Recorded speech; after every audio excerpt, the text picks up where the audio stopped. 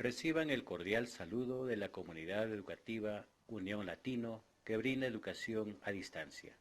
Se pide a los padres de familia acompañar la formación de sus menores hijos, facilitándoles el ambiente y horario adecuado, además de los materiales de estudio pertinentes. A ti, estudiante que me estás escuchando, te pido que tengas a la mano tu compendio, tu cuaderno de apuntes y lapiceros para que tomes nota.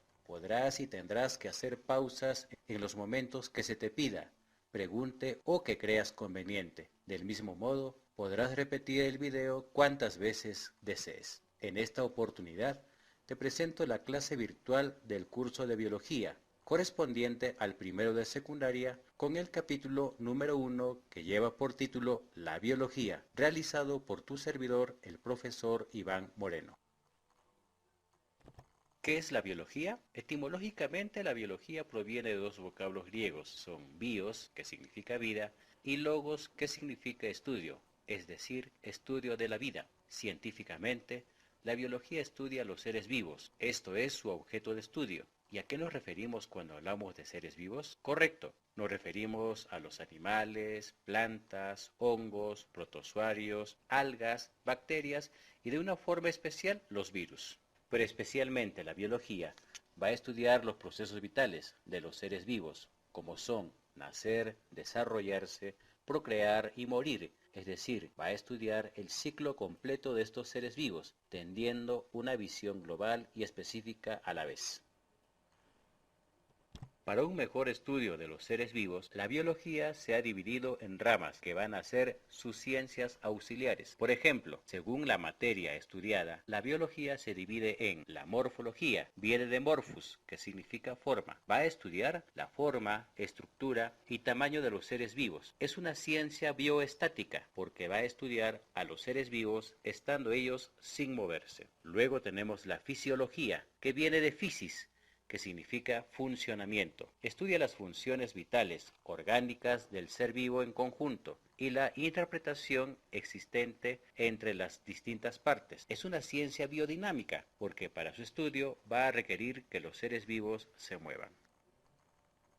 La genética estudia las leyes de la herencia, es decir, el modo en que se da la transmisión de caracteres hereditarios de padres a hijos, lo que heredamos biológicamente de nuestros progenitores. ¿En qué te pareces físicamente a tu papá y en qué a tu mamá? Bien, así también estudiará las anomalías que en este proceso puede ocurrir. La evolución estudia el proceso de transformación, los cambios en su estructura y los genes que se dan en los seres vivos de generación en generación. Por ejemplo, el antepasado del hombre fue un tipo de primate. El antepasado de un primate posiblemente fue un roedor. Anterior a él, un reptil y así hasta llegar a una bacteria. Ambas ciencias son biogénicas porque estudian los orígenes del ser.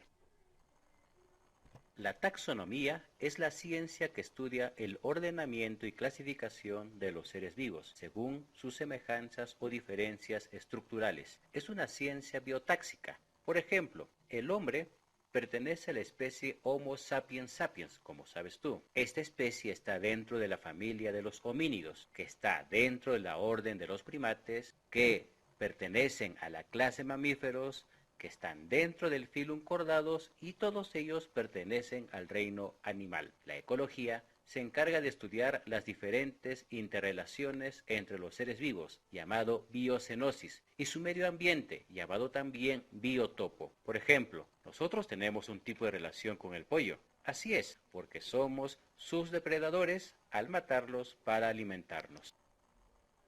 La bioquímica, vemos etimológicamente, estudia la composición, cambios y reacciones químicas que se producen al interior de las estructuras de los seres vivos. Por ejemplo, cuando los alimentos llegan a tu estómago, son desintegrados por los ácidos gástricos. Aquí se da una reacción química. Por otro lado, la paleontología viene del griego palaios, que significa antiguo, onto, que es el ser, y logos, que se refiere al estudio. Va a estudiar los restos fósiles. La paleontología se va a dividir en paleobotánica, que estudia los restos fósiles de los vegetales, es decir, aquellas plantas que han quedado petrificadas y hoy tenemos sus muestras. La paleozoología estudia los restos fósiles de animales que vivieron hace millones de años y que han permanecido mineralizados hasta hoy. ¿Te suena el nombre de brontosaurio o tiranosaurio rex? Por otro lado, la paleoecología estudia los restos fósiles de ecosistemas. Por ejemplo, según las estructuras de las especies de animales y vegetales fosilizados encontrados en un determinado lugar, se puede explicar cuál era su interrelación. La ontogenia viene del griego onto, que significa ser, y genes, que se refieren al origen. Estudia el origen y la evolución de los seres vivos en el espacio. Se subdivide de la siguiente manera. La embriología, que estudia al ser vivo en su desarrollo a nivel embrionario, es decir, cuando está en formación, por ejemplo, el niño en el vientre de su madre. Por otro lado, la filogenia estudia el origen y desarrollo evolutivo de cada especie en general, de las estirpes de los seres vivos, es decir, cuál es su árbol evolutivo, sus antecedentes según su evolución. La zoología viene del griego zoo, que se refiere a los animales, disciplina que estudia a los animales en general y se divide en helmintología, por ejemplo, del griego helminto, que significa gusano, es decir, va a estudiar a los gusanos como a los lombrices, Oxyurus, la tenia y los insectos en su etapa larvaria. Por otro lado, la aracnología estudia a los arácnidos, como las arañas, los alacranes, las garrapatas, etc. La malacología estudia a los moluscos, como los caracoles, pulpos, calamares, almejas, etc. También la anfibiología viene del griego anfi, que significa ambos, y bios, que significa vida. Estudia aquellos animales que pueden captar oxígeno en una etapa de su vida, del agua, y la otra del aire, como por ejemplo los sapos, las ranas, los tritones, etc. La ornitología viene del griego ornitos, que significa pájaro. Estudia las aves en general, incluyendo los pingüinos y las aves terrestres que no pueden volar. Tenemos la entomología, del griego entomos, que significa insecto. Estudia los insectos como las abejas, mariposas, hormigas, toda su etapa de metamorfosis, o sea, huevos, larvas o gusanos, pupas e insectos definitivos. Incluye también a los crustáceos como las langostas y cangrejos, miriápodos como los 100 pies, 1000 pies, etc. La carcinología viene del griego carquinos, que significa crustáceo, va a estudiar a los crustáceos, específicamente a los cangrejos, langostas, bogavantes, etc. Por otro lado, la ictiología viene del latín ictus, que significa pez. Estudia los peces, entre ellos las lampreas, tiburones, peces de agua dulce o de mar. Herpetología, del griego herpetón, que significa lo que se arrastra. Estudia los reptiles, como las tuátaras, tortugas, cocodrilos, serpientes, lagartijas, etc. La mastozoología estudia los mamíferos, es decir, aquellos que se alimentan de la leche de sus madres en sus primeros días de vida. Tenemos a los ornitorrincos, los canguros, ballenas, delfines, felinos, monos, también el mismo hombre, etc. La botánica viene del griego botán, que significa hierba, y el vocablo ike, que se traduce como estudio. Se refiere al estudio de los vegetales, las plantas en general. Como ejemplo tenemos la ficología, del griego ikos y del latín focus, que significa alga. Estudia las algas, que generalmente son seres fotosintéticos que habitan en agua dulce y salada. Por ejemplo, el cochayuyo, que lo encuentras en el plato de tu ceviche, o el sargazo gigante, que es un alga que puede llegar a medir hasta 100 metros de largo. La pteridología, del griego pteridos, que significa helecho, estudia los pteridofitas, o helechos, que se dicen son los vegetales más antiguos, que aparecieron en la Edad Jurásica, midiendo hasta 12 metros de altura, y han sobrevivido hasta ahora, siendo hoy más pequeñas. La briología, del griego brión, que significa musgo, estudia las briofitas, es decir, a los musgos, a los cuales los encontramos, por ejemplo, cerca de los arroyos o encima de las paredes cubiertas de humedad. La carpología del griego carpos, que significa fruto, estudia las semillas y frutos de las plantas que se dividen en secos, carnosos, monospermas. Por ejemplo, tenemos el maíz, la manzana, las uvas, etc. La palinología viene del griego palinein, que significa polvo o harina. Estudia los granos de polen y esporas. ¿Dónde se encuentra el polen? Bien, ellos se encuentran en los estambres de las flores y son las células reproductoras masculinas de los vegetales, mientras que las esporas generalmente van a ser las células reproductoras de los hongos. La microbiología viene del griego micros, que significa pequeño. Estudia todos los seres vivos que por su tamaño no pueden ser observados a simple vista, sino con la ayuda de un microscopio. Dentro de esta disciplina tenemos, por ejemplo, la bacteriología, del griego bacteria, que significa bastón, que va a estudiar a las bacterias, que son seres muy pequeños, tanto así que la punta de un alfiler puede albergar alrededor de 200 bacterias. Ejemplo tenemos la Escherichia coli, que habita en nuestro estómago. Luego tenemos la parasitología, de latín y griego parásito, que quiere decir el que come al lado de. Estudia los seres vivos que viven o se alimentan a expensas de otros, muchas veces provocándole daño.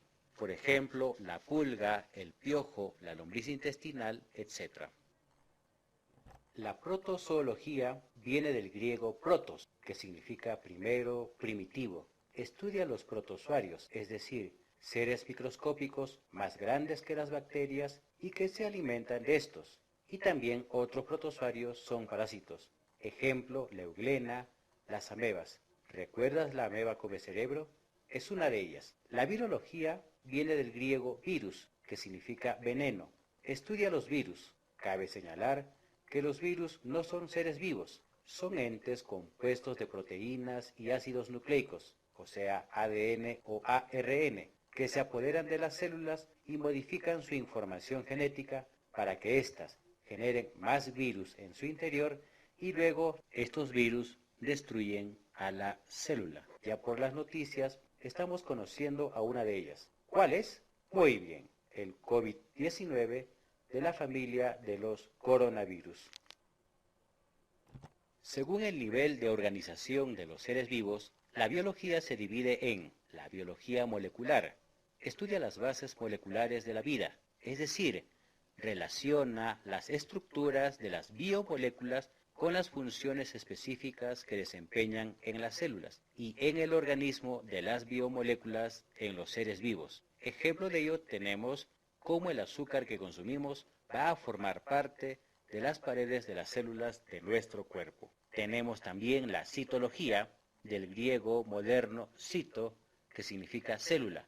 Estudia las células, sus características, estructuras y funcionamiento. Tienes que saber que todo nuestro cuerpo está compuesto especialmente por células. Nuestras neuronas, glóbulos rojos de la sangre. Mira, también la piel de tu mano está tapizado por células. Tenemos la histología, del griego histos, que significa tejido. Estudia los tejidos, que son la unión de células del mismo tipo, que juntos van a cumplir una función específica común. Ejemplo, las neuronas, que juntos forman el tejido nervioso, importante para pensar, sentir y ordenar a nuestro cuerpo que se mueva. Tenemos también la organografía, del griego organón, que significa instrumento. Describe y estudia los organismos de los seres vivos. Un órgano está conformado por un conjunto de tejidos. Por ejemplo, tenemos el estómago, que está cubierto por dentro y por fuera por tejido cobertor o epitelial. Al medio tiene tejido muscular y esto a la vez está entretejido por tejido nervioso y sanguíneo. La anatomía viene del griego ana, que significa hacia arriba, y tomos, que significa cortar. Estudia las estructuras de las diferentes partes del cuerpo de los seres vivos. Antes, para estudiar un cuerpo de un ser vivo, y bueno, hasta ahora en algunos casos, se tenía que cortar y separar del cuerpo la porción a estudiar. Hoy en día se estudia las partes, pero sin apartarlo de la totalidad del cuerpo.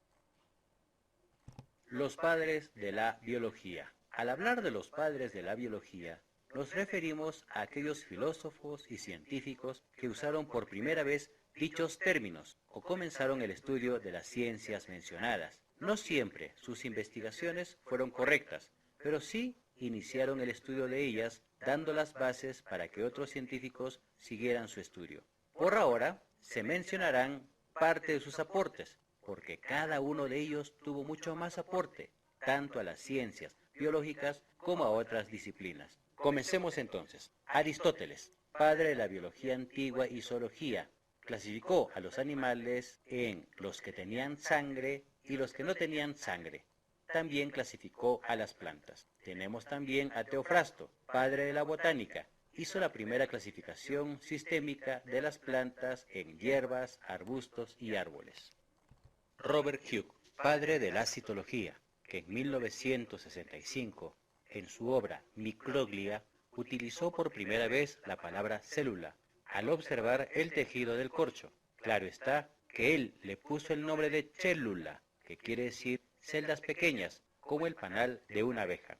Anthony van Leeuwenhoek, conocido por las mejoras que introdujo en el perfeccionamiento del microscopio hasta 40 de amplitud, y de sus descubrimientos pioneros sobre los protozoos, los espermatozoides, glóbulos rojos, el sistema de capilares y los ciclos vitales de los insectos.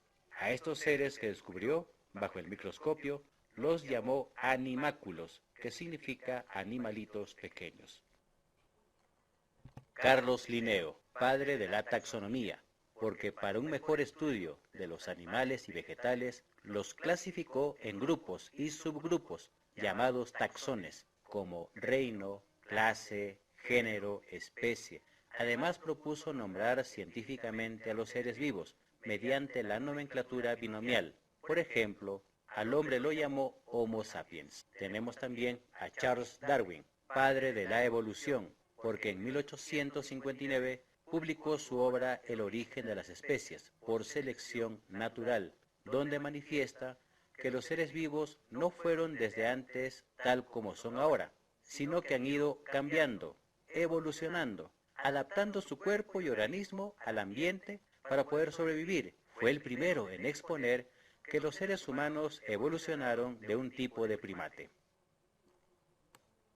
Matthias Schleiden propuso la teoría de que todas las plantas están compuestas por células. Luego, por otro lado, Theodor Schwann propuso la teoría de que todos los animales estaban compuestos también por células. Posteriormente, ambos se unieron y propusieron que todos los seres vivos están compuestos por células, dando inicio así a la teoría celular. Gregorio Mendel es padre de la genética porque en 1860, luego de realizar una serie de experimentos mediante la reproducción de la planta de la arveja, descubrió y planteó las primeras leyes de la herencia. Luego, Ernest Haeckel es padre de la ecología porque fue el primero en acuñar la palabra ecología, al referirse a la interrelación de los seres vivos entre sí y con el medio ambiente. Además, clasificó a los seres vivos en 3 reinos: plantas, animales y protistas, siendo este último la agrupación de las especies microscópicas que no eran ni animales ni vegetales descubiertos por los científicos que le precedieron. Louis Pasteur, padre de la microbiología, porque descubrió que la fermentación no se debía a procesos químicos, sino microbiológicos, ya que las levaduras, hongos microscópicos, fermentaban y descomponían la leche, cerveza y vino, y para eliminar estos microbios, lo que hacía era elevar la temperatura de improviso y luego drásticamente la disminuía. Este proceso se denominó pasteurización. También Louis Pasteur descartó con sus experimentos la teoría de la generación espontánea que luego se estudiará. Tenemos también a James Watson y Francis Crick. En 1953 establecieron la estructura del ADN bajo el modelo de la doble hélice como hoy lo conocemos. Jean-Baptiste Baron de Lamarck en 1809 publicó su libro Filosofía zoológica, donde propuso la ley de uso y desuso, que quiere decir que si un órgano se usa, éste se fortifica de generación en generación, y si no se usa, tiende a atrofiarse y desaparecer. a través de las generaciones. Lo demostró con el cuello de la jirafa. También propuso la ley de los caracteres adquiridos. Robert Whittaker, en 1969, clasificó a los seres vivos en 5 reinos. ¿Cuáles son? Muy bien, reino Monera, Protista, Fungi, Plantae y Animalia. Carlos Woese, en 1990, clasificó a los seres vivos en 3 dominios que eran Arquea, Eubacteria y Eucaria, o también 6 reinos, que eran Arqueobacterias, Eubacterias, Protista, Fungi, Plantae y Animalia. El genoma humano es un proyecto fundado el año 1990 y completado en el año 2016. Es el mapa cromosómico, es como desglosar el ADN, donde se pueden ver los genes humanos, que son alrededor de 31.000. Ellos son, si se puede decir, las órdenes para que se desarrollen las células y por ende todo el cuerpo. El estudio del genoma humano permite predecir y controlar futuras enfermedades y dolencias del ser humano. Les agradezco por la atención prestada. Ahora, con la información obtenida, procederemos a desarrollar el compendio.